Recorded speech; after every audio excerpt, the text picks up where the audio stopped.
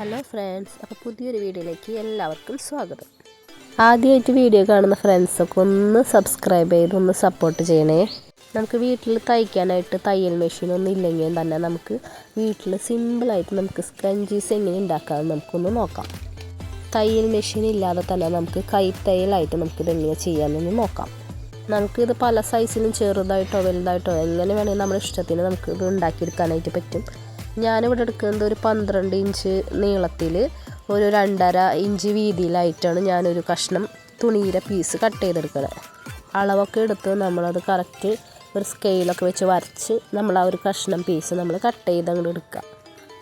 നമ്മൾ ടോപ്പൊക്കെ സ്റ്റിച്ച് ചെയ്ത് കഴിയുമ്പോൾ നമുക്ക് അതിൽ ബാലൻസ് തുണി ഉണ്ടാവും. അപ്പം നമ്മൾ അതിലേക്കൊക്കെ നമുക്ക് ഈ സ്ക്രഞ്ചീസൊക്കെ നമുക്ക് ഉണ്ടാക്കിയെടുക്കാൻ പറ്റും. അപ്പം നമുക്ക് മാച്ചായിട്ട് ടോപ്പിന് മാച്ചായിട്ടൊക്കെ നമുക്ക് ഇടാനായിട്ട് പറ്റും. ഈ കട്ട് ചെയ്തെടുത്ത പീസ് നമ്മളെടുത്തിട്ട് അതിൻ്റെ നല്ല വശങ്ങളിൽ ഉള്ളിലേക്കായിട്ട് രണ്ടാക്കി മടക്കുക. അതിൻ്റെ സെൻറ്ററിൽ നിന്ന് രണ്ടാക്കി മടക്കിയിട്ട് ചീത്ത വശം ഉണ്ടല്ലോ, ആ ചീത്ത വശം തമ്മിൽ നമ്മൾക്ക് തയ്ച്ചു കൊടുക്കാം. മെഷീൻ ഉണ്ടെങ്കിൽ നമുക്ക് നേരെ ഇവിടെ നമ്മൾ ഒറ്റ സ്റ്റിച്ച് അങ്ങോട്ട് ചെയ്ത് കൊടുത്താൽ മതി. ഇത് കണ്ട, ഇതുപോലെ നമ്മൾ ഉൾവശം നല്ല വശമായിട്ട് വേണം, എന്നിട്ട് അതിൻ്റെ സൈഡിൽ കൂടെ വേണം നമുക്കത് സ്റ്റിച്ച് ചെയ്തെടുക്കാനായിട്ട്.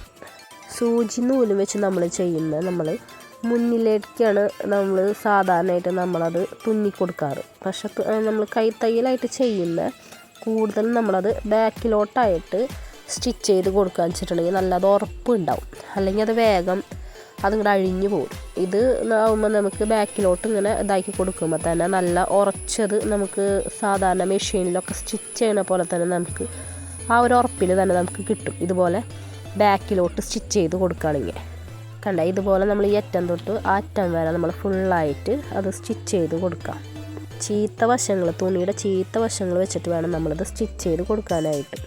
ഇത് സ്റ്റിച്ച് ചെയ്ത് കഴിഞ്ഞതിന് ശേഷം നമുക്ക് ഇതിൻ്റെ ഉള്ളിൽ നമുക്ക് നല്ല വശം നമുക്ക് തിരിച്ചെടുക്കാം. നമുക്കൊരു പിന്നെങ്ങാനും അറ്റത്ത് വെച്ചിട്ട് അതിൻ്റെ ഉള്ളിൽ കൂടെ നമ്മൾ ഇതാക്കി കൊടുത്തു കഴിഞ്ഞാൽ നമുക്ക് നല്ല വശമായിട്ട് കിട്ടും. ഇതിങ്ങനെ നല്ല വശമായിട്ട് നമുക്ക് കിട്ടിക്കഴിഞ്ഞ് കഴിഞ്ഞാൽ നമുക്ക് പിന്നെ അതിന് ആവശ്യമുള്ള ഇലാസ്റ്റിക്, ചെറിയ ഒരു 1/4 ഇഞ്ച് 1/2 ഇഞ്ച് അങ്ങനത്തെ ചെറിയ ടൈപ്പ് ഇലാസ്റ്റിക് കിട്ടും. അപ്പോൾ നമുക്ക് എത്രയാണ് ഇലാസ്റ്റിക്കിൻ്റെ നീളം വേണ്ടതെന്ന് വെച്ചിട്ടുണ്ടെങ്കിൽ ആ ഒരു ഇലാസ്റ്റിക്കിൻ്റെ നീളം നമുക്ക് കട്ട് ചെയ്തെടുക്കാം. ഞാനൊരു ഏകദേശം ഒരു 7 ഇഞ്ച് ആ ഒരു നീളത്തിലൊക്കെയാണ് കട്ട് ചെയ്തെടുത്തിട്ടുണ്ടായിരുന്നത്. അപ്പം നമുക്ക് ആ ഇലാസ്റ്റിക് ഞാൻ കണ്ടോ, ഞാൻ ഈ ഒരു വീതിയിലുള്ള ഒരു ഇലാസ്റ്റിക്കാണ് എടുത്തിട്ടുണ്ടായിരുന്നത്. അപ്പോൾ അതൊരു 7 ഇഞ്ചിൽ കട്ട് ചെയ്ത് എടുക്കും. ഈ ഒരു 7 ഇഞ്ച് നീളത്തിൽ നമ്മൾ ഈ ഇലാസ്റ്റിക് കട്ട് ചെയ്തെടുക്കാം.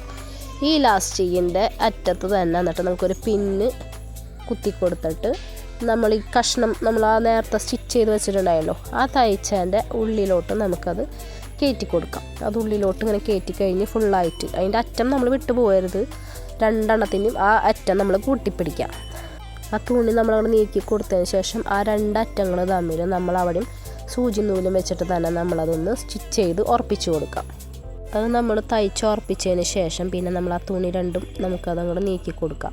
അത് നമ്മളിനി അത് ഫുള്ളായിട്ട് നമ്മളിങ്ങനെ ചെയ്യാമെന്നുണ്ടെങ്കിൽ ആ തുണിയുടെ 2 അറ്റം ഉണ്ടല്ലോ, അതിൽ ഒരു തുണിയുടെ ഉള്ളിലേക്ക് ആ അറ്റത്തിൻ്റെ ഉള്ളിലേക്ക് മറ്റേ തുണിയുടെ അറ്റം ഉള്ളിലേക്കാണ് കയറ്റി കൊടുത്തിട്ട് അതിൻ്റെ അറ്റം നമ്മൾ മടക്കി പതുക്കെ അത് മടക്കി കൊടുക്കാം.